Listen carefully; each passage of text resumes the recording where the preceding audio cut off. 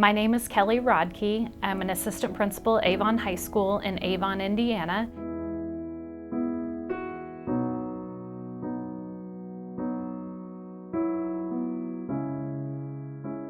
I think some people often get confused on two things, bullying and harassment.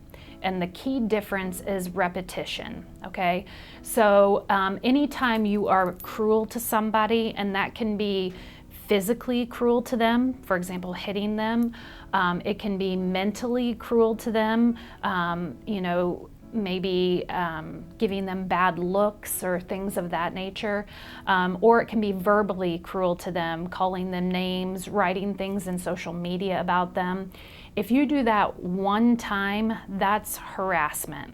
But when it becomes bullying is when it's repeated. All throughout high school, I had a group of friends, and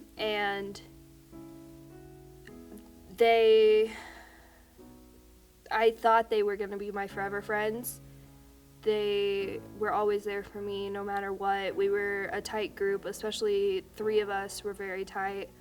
And at the start of senior year, they decided that they weren't my friends anymore without really telling me. I will tell you though, we still have a lot of kids who don't report it themselves until after it's past that breaking point.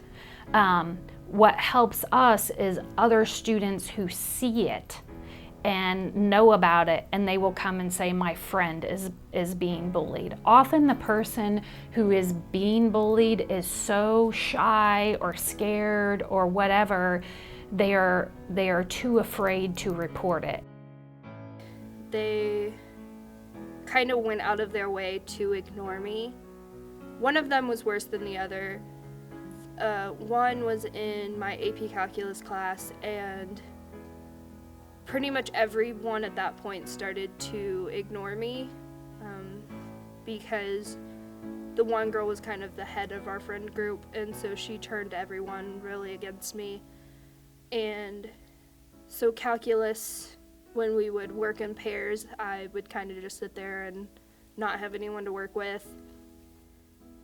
I had a teacher that was basically like my mom at the high school, and I kind of told her about it, but she wasn't my teacher anymore, so she didn't see it firsthand, and she tried to give me advice to try to talk to them, try to figure out what was happening, sit down with her and actually have a one-on-one conversation of why we aren't friends anymore.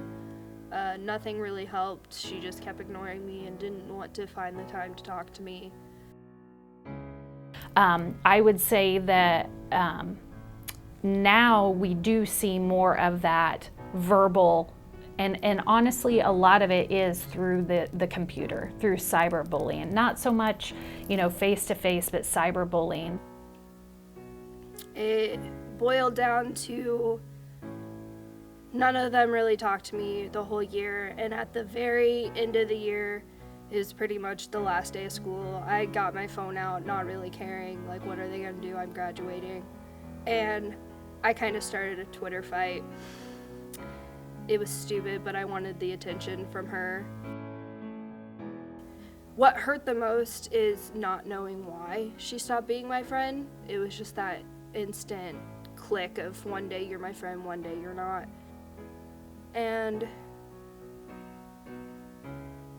not a day goes by that I just kind of wonder why. What did I ever do to her to make her hate me so much?